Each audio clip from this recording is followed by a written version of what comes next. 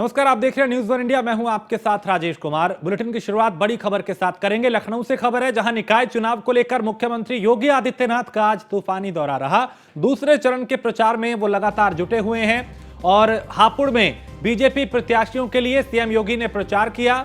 9 साल में पीएम मोदी के नेतृत्व में देश की तस्वीर बदल गई, इस बात का जिक्र किया।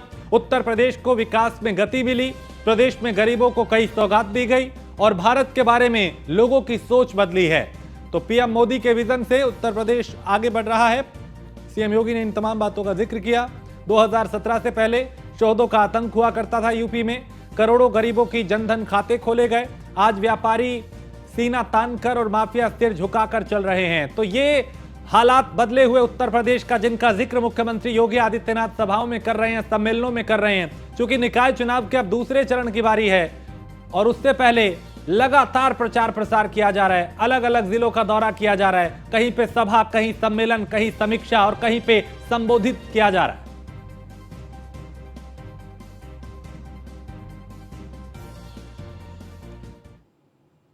केंद्र और राज्य सरकार एक ही दिशा में एक स्पीड से आगे बढ़ती है तो फिर विकास आने में कोई देर नहीं लगती। लोगों के जीवन में शुभ और शुभ ही दिखाई देगा और उस शुभ को आगे बढ़ाने के लिए, मंगल ही मंगल को आगे बढ़ाने के लिए ही मैं अब एक बार फिर से आया हूं।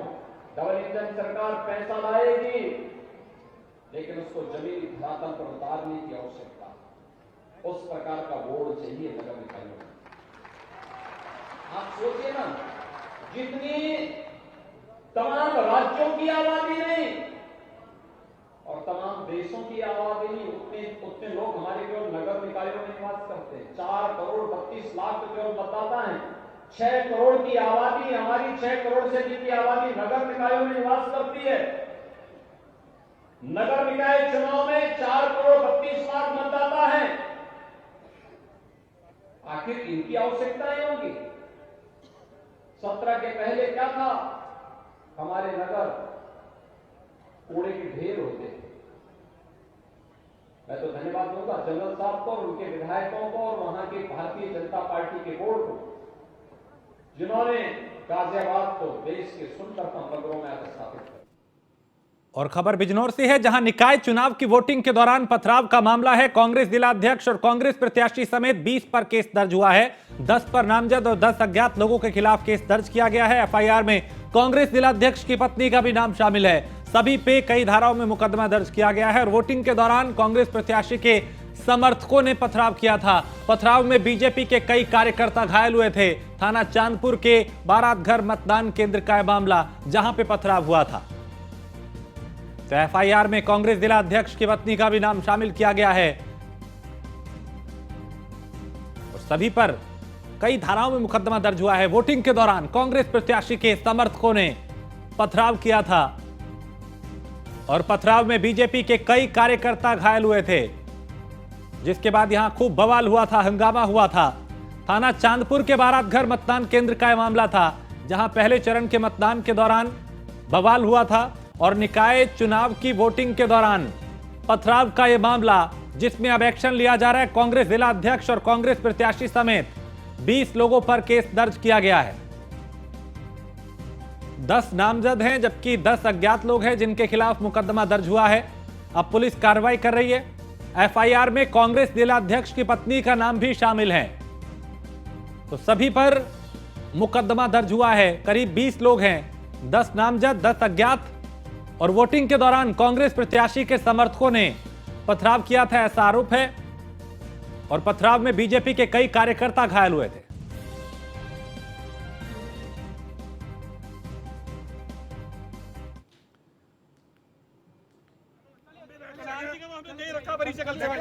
लेकिन इसे शहरवास को भी तो सुवर की तरफ ऐसे नहीं होगा सर, ऐसे नहीं जाएगा।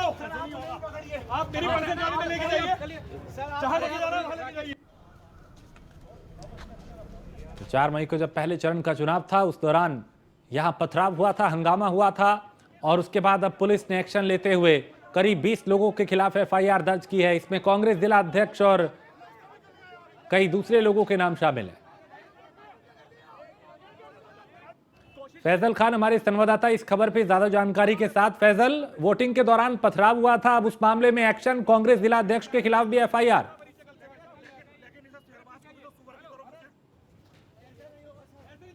फैजल, आप सुन पा रहे हैं मुझे? फैजल तक आवाज नहीं जा रही, फिर कोशिश करेंगे उनसे संपर्क हो और वो विस्तार से बताएं कि इस मामले में अब तक क्या क्या हो चुका है, चूंकि 20 लोग करीब जिनके खिलाफ एफआईआर दर्ज हुई है। फैजल, आप सुन पा रहे हैं मुझे? जी देखिए, बिल्कुल मैं आपको सुन पा रहा हूँ। फैजल, ये एफआईआर दर्ज हुई है, करीब 20 लोग हैं, कांग्रेस के जिला अध्यक्ष और उनकी पत्नी का नाम भी है। जी देखिए, बिल्कुल मैं आपको बता दूं, कांग्रेस के जिला अध्यक्ष व कांग्रेस प्रत्याशी, उनकी पत्नी सहित उनके भाई सहित अगर बात की जाए 20 लोगों के खिलाफ प्रशासन द्वारा मुकदमा दर्ज कराया गया है। ये मुकदमा इसलिए दर्ज कराया गया, कल चुनाव के टाइम एक बवाल हुआ था जिसमें भाजपा प्रत्याशी व कांग्रेस प्रत्याशी आपस में भिड़े थे, जिसको लेकर पथराव भी बताया जा रहा है कि भाजपाइयों पर पथराव किया गया था और भाजपाइयों के साथ मारपीट की गई थी। लेकिन आगे की बात तब सामने आएगी। अभी फिलहाल प्रशासन द्वारा मुकदमा लिखा गया है, उसमें जांच चल रही है, क्या मामला है क्या नहीं, वो तो जांच के बाद सामने आएगा। फिलहाल अगर बात की जाए 20 लोगों के खिलाफ पुलिस ने मुकदमा लिखा है, जिसमें बलवा, हत्या का प्रयास, सरकारी काम में बाधा सहित संगीन धाराओं में केस दर्ज किया गया है। बहुत शुक्रिया फैजल जानकारी के लिए। तो यहाँ पे 10 नामजद और 10 अज्ञात लोगों के खिलाफ केस दर्ज किया गया है। खबर महोबा से है, जहां बजरंग दल के कार्यकर्ताओं और पुलिस में झड़प हुई है। कांग्रेस का पुतला फूंकने के दौरान यह झड़प हुई। कर्नाटक में कांग्रेस के घोषणा पत्र का बजरंग दल ने विरोध किया और कांग्रेस ने बजरंग दल आरएसएस पे बैन लगाने का घोषणा पत्र में जिक्र किया था। विरोध में बजरंग दल के सैकड़ों कार्यकर्ताओं ने यहां प्रदर्शन किया और सदर तहसील में सीएम योगी के नाम तहसीलदार को ज्ञापन भी सौंपा गया। यहां पे कई बजरंग दल के कार्यकर्ता जिन्होंने विरोध प्रदर्शन किया, पुलिस के साथ उनकी झड़प भी हुई।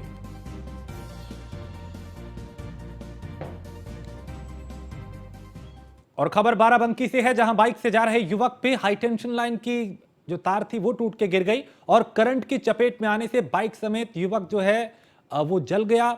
और मौके पर पहुंची पुलिस जो है अब जांच कर रही है मामले की।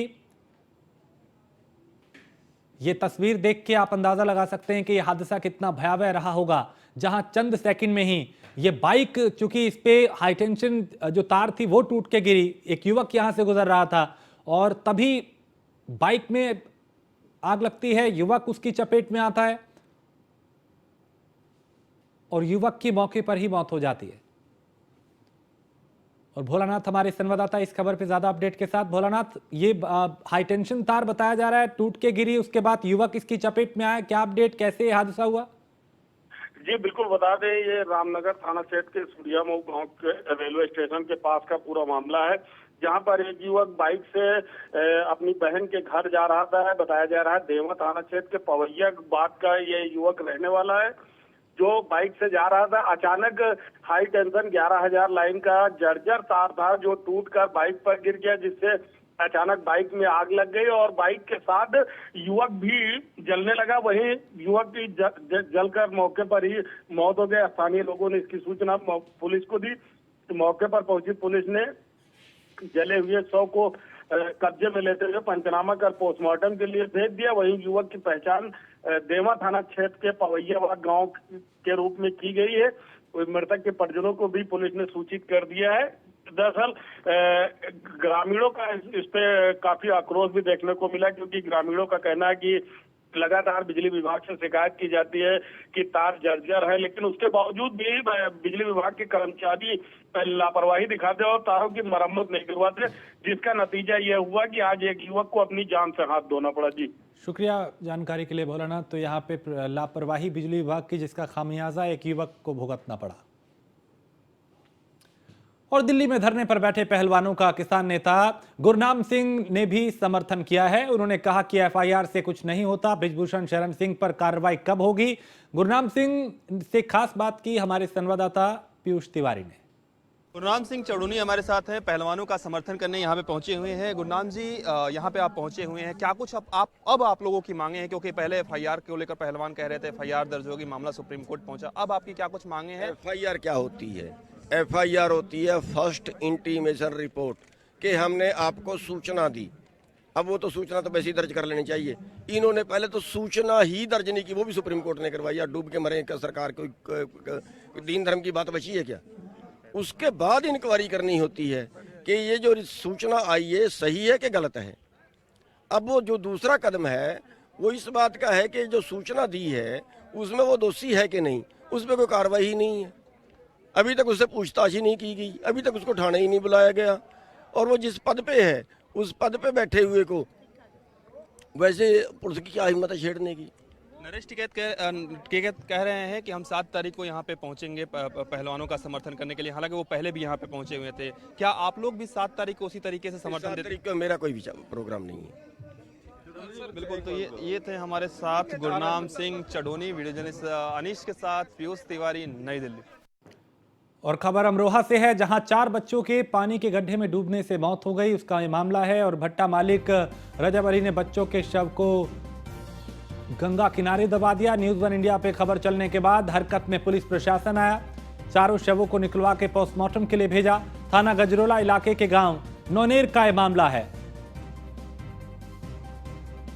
तो न्यूज़ 1 इंडिया की खबर के बाद प्रशासन हरकत में आया। तो 4 बच्चों की पानी का एक गड्ढा था जिसमें डूबने की वजह से उनकी मौत हुई। और यहां पे जो ईंट भट्टा मालिक है उसकी लापरवाही के चलते यह हादसा हुआ। अमरोहा से खबर है। और जो भट्टा मालिक है उसका नाम रजब अली बताया जा रहा है और शव को गंगा किनारे ही दबा दिया था। न्यूज़ 1 इंडिया पर खबर चलने के बाद पुलिस प्रशासन हरकत में आया और चारों शवों को निकलवाकर पोस्टमार्टम के लिए भेजा। थाना गजरोला इलाके के गांव गोनेर का यह मामला। मोहम्मद माजिद हमारे संवाददाता इस खबर पे ज्यादा जानकारी के साथ। मोहम्मद माजिद, यहाँ पे जो भट्टा मालिक है, पहले ये हादसा होता है, फिर वो बच्चों के शव को क्या उनके बिना परिवार की जानकारी के, उन्हें बिना बताए यहाँ पे दफना देता है? क्योंकि न्यूज़ 1 इंडिया पे जब ये खबर चली उसके बाद पुलिस प्रशासन भी हरकत में आया। जी बिल्कुल, मैं बता दूं ये पूरा मामला अमरोहा जनपद के गजरोला थाना इलाके के गांव नौनेर के से जुड़ा है, जहां भट्टे में एक गड्ढा हुआ था और जो बच्चे खेल रहे थे उसमें पानी भर के हुआ था, उसमें जो डूब गए थे। उसके बाद भट्टा स्वामी ने उन बच्चों का जो है नदी किनारे जाके दफना दिया गया। उसके बाद जब न्यूज़ 1 इंडिया ने इस खबर को बड़ी प्रमुखता के साथ दिखाया, उसके बाद अधिकारी मौके पर पहुंचे और उसके परिजनों से, बच्चों के परिजनों से बातचीत की। उसके बाद पुलिस को आदेश दिए गए कि बच्चों के सबको बाहर निकाला जाए और पीएम के लिए भेजा जाए। न्यूज़ 1 इंडिया ने इस खबर में साफ तौर से कहा था कि जो परिजन थे वो उन पर कार्रवाई कराना चाहते थे, लेकिन भट्टे जो मालिक था वो उन पर कार्रवाई के लिए सहमत नहीं था। और इन तमाम चीजों को लेकर उनकी सहमति के बाद जो उसके सबको जो दफना दिया गया था, उसके बाद जब न्यूज़ 1 इंडिया ने इस खबर को बड़ी प्रमुखता के साथ दिखाया, उसके बाद सबको जो है गड्ढे से बाहर निकाल दिया गया, जो दफना दिए गए थे। उसके बाद जो है पीएम के लिए भेज दिया गया और जो है डीएम ने साफ तौर से कह दिया है कि जो भी इसमें दोषी होंगे उनके खिलाफ कार्रवाई की जाएगी। तो साफ तौर से कहा जा सकता है कि डीएम के आदेश के बाद इस पूरे मामले में अमरोहा पुलिस एक्शन में आई है और उसके बाद जो सबको निकालकर पीएम के लिए भेज दिया है और पीएम के बाद इस पूरे मामले में कार्रवाई करते हुए भट्टा संचालक के खिलाफ मुकदमा दर्ज कर लिया गया है। जी बहुत शुक्रिया मोहम्मद माजिद इस तमाम जानकारी के लिए। और देहरादून के चर्चित यूट्यूबर अगस्त्य चौहान की सड़क हादसे में मौत हो गई। बताया जा रहा है कि आगरा से दिल्ली जा रहा था युवक और इसी दौरान यमुना एक्सप्रेसवे पे रेसिंग बाइक डिवाइडर से जा टकराई और अनियंत्रित होके ये जो बाइक थी वो डिवाइडर से जा टकराई, जिसमें यूट्यूबर की मौत हुई। और वीडियो शूट उस वक्त किया जा रहा था। हादसे की सूचना मिलते ही टप्पल थाना की पुलिस मौके पर पहुंची, शव को कब्जे में लेकर पोस्टमार्टम के लिए भेजा। बता दें कि अगस्त्य चौहान काफ़ी फेमस यूट्यूबर थे और यूट्यूब पे उनके 12 लाख से ज़्यादा सब्सक्राइबर हैं। वो अक्सर बाइक स्टंट के वीडियो डाला करते थे। अलीगढ़ के एसएसपी कलानिधि पूरे हादसे की जानकारी उन्होंने दी और लोगों से अपील करते हुए कहा कि वाहन चलाते वक्त स्पीड को यानी रफ्तार को हमेशा नियंत्रण में रखें। उन्होंने कहा कि तेज रफ्तार सड़क हादसे की वजह बनती है।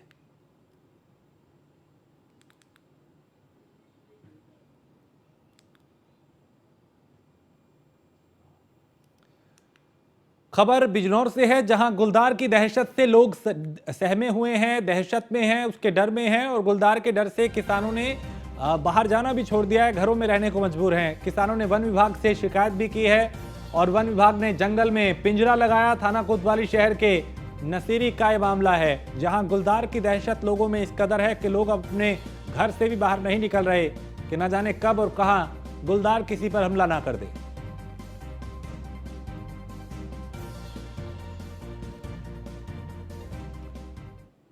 और विपक्षी खेमे में बीजेपी की सेंधमारी लगातार जारी है। कई विपक्षी नेताओं ने बीजेपी का दामन थामा है। मेरठ के बीएसपी कोऑर्डिनेटर गोविंद भाटी ने बीजेपी की सदस्यता ली है।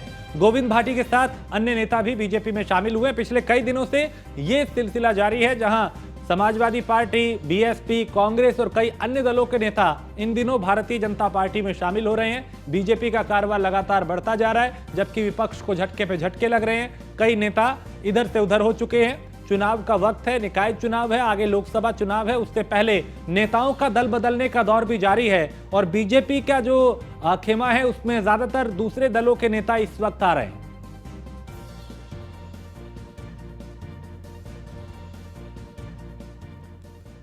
खबर बागपत से है, जहां बीजेपी के पूर्व चेयरमैन अमित राणा ने विवादित बयान दिया है। बड़ौत में आयोजित जैन युवा सम्मेलन में यह विवादित बयान दिया और बड़ौत नगर पालिका चुनाव को बताया हिंदुस्तान पाकिस्तान का चुनाव। 11 मई को आप तय करेंगे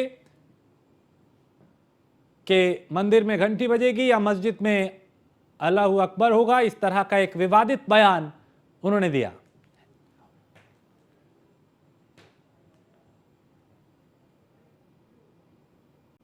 माननीय मंत्री जी कैबिनेट जी कर रहे हैं, मैं तो आपसे सिर्फ ये अपील करूंगा कि सीधा सीधा चुनाव भारत और पाकिस्तान का चुनाव है।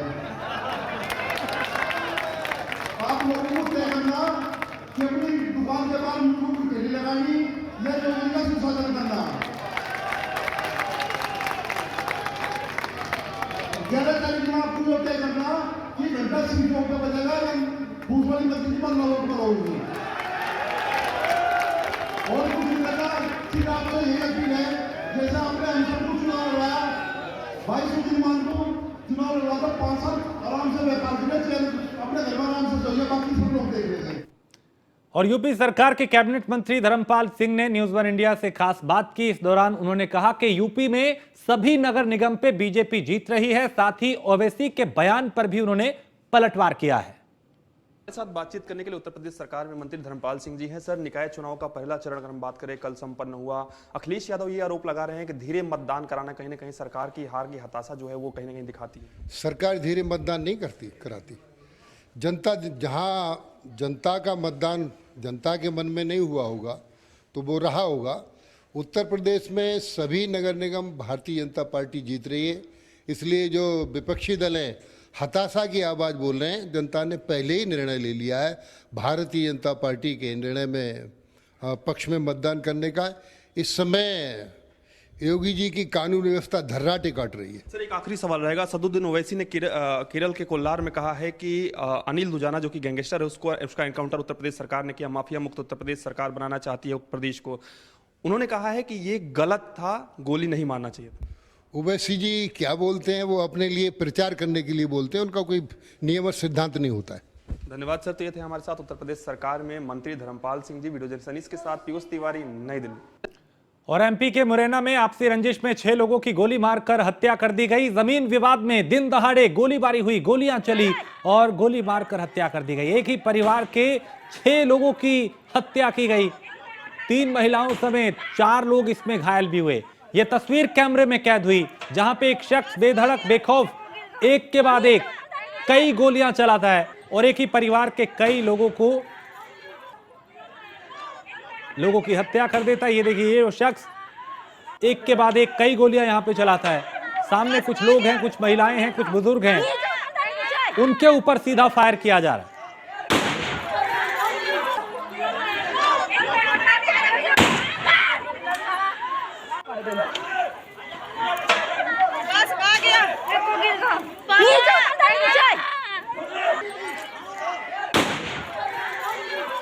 और ये इस शख्स की देखिए हिम्मत, इसे ना पुलिस का डर है, ना प्रशासन का डर है, ना कानून का। और दिन दहाड़े बिना किसी डर के ये एक के बाद एक कई फायर करता है। और ये हवाई फायर नहीं बल्कि उन लोगों पे फायर कर रहा है जो सामने मौजूद हैं। बताया जा रहा है जमीन का विवाद था, कई साल की रंजिश, लेकिन आज इस कदर खूनी खेल खेला गया।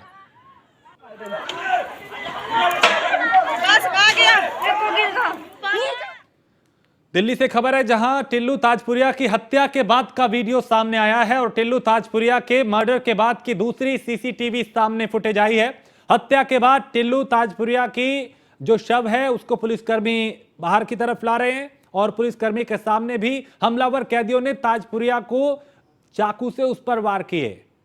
और अंदर का एक फुटेज भी आया था जिसमें एक के बाद एक कई बार टिल्लू ताजपुरिया के ऊपर किए जा रहे हैं जेल के भीतर, और करीब 3 से 4 कैदी थे अंदर जिन्होंने उसकी हत्या को अंजाम दिया।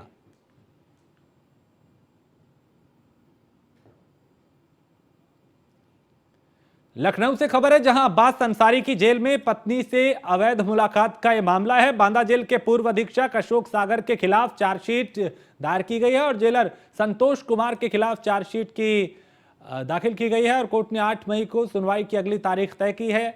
दोनों जेल अफसरों को मुलाकात का आरोपी, अवैध मुलाकात का आरोपी बताया गया है। अशोक सागर ने रिश्वत से मकान बनवाया और कार खरीदी थी, ऐसा भी आरोप लगाया गया।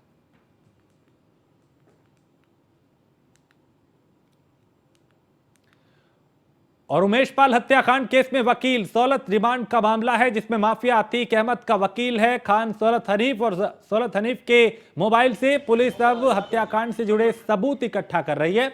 3 मोबाइल की कॉल डिटेल निकाली गई है और सीडीआर से पता चलेगा हत्याकांड से पहले किससे क्या बात हुई थी। मोबाइल की गैलरी, कॉन्ट्रैक्ट लिस्ट और कॉल हिस्ट्री की भी जांच की जा रही है। सबूत मिलने के बाद साजिश में शामिल अन्य लोग भी बेनकाब होंगे। दुमनगंज पुलिस ने 12 घंटे सौलत से पूछताछ की थी और पुलिस कस्टडी पर खान सौलत हनीफ से यह पूछताछ की गई थी।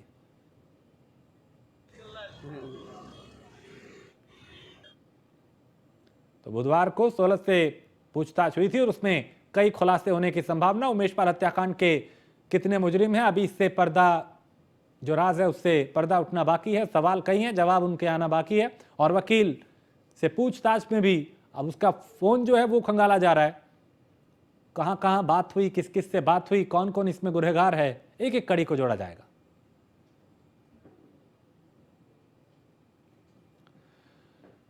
और निकाय चुनाव के प्रचार को लेकर डिप्टी सीएम ब्रजेश पाठक पीलीभीत पहुंचे, जहां पार्टी प्रत्याशी के लिए उन्होंने प्रचार किया। पीलीभीत की पूरनपुर नगरपालिका अध्यक्ष पद के उम्मीदवार शैलेंद्र गुप्ता के पक्ष में मतदान करने की अपील की। इस दौरान डिप्टी सीएम ने केंद्र और प्रदेश सरकार की उपलब्धियां गिनवाई और वहीं पूरनपुर नगरपालिका को मॉडल नगरपालिका बनाने का भी आश्वासन जनता को दिया और सपा पर निशाना साधा। कहा, समाजवादी पार्टी गुंडों और माफियाओं की सरकार के रूप में काम करती है। पूरनपुर पीलीभीत में नगरपालिका के चुनाव में भारतीय जनता पार्टी के प्रत्याशी शैलेंद्र गुप्ता जी के समर्थन में जनसभा हुई है, बहुत सफल जनसभा हुई है और मैं पीलीभीत पूरनपुर के सभी प्रत्याशियों को जिताने की हमने अपील की है।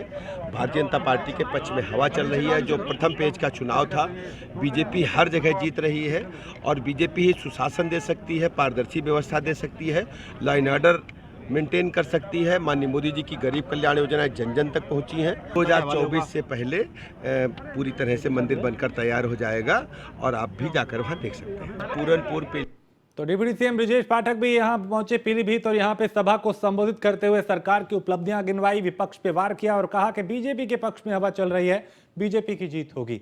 इस तरह से दिग्गज लगातार प्रचार प्रसार कर रहे हैं। अमित इस पे ज्यादा जानकारी हमारे संवाददाता पीलीभीत से देंगे। अमित, उप मुख्यमंत्री ब्रजेश पाठक यहां पे पहुंचे थे, सभा को संबोधित करते हुए सरकार की उपलब्धियां भी गिनवाई, विपक्ष पे वार भी किया, और क्या कुछ हुआ?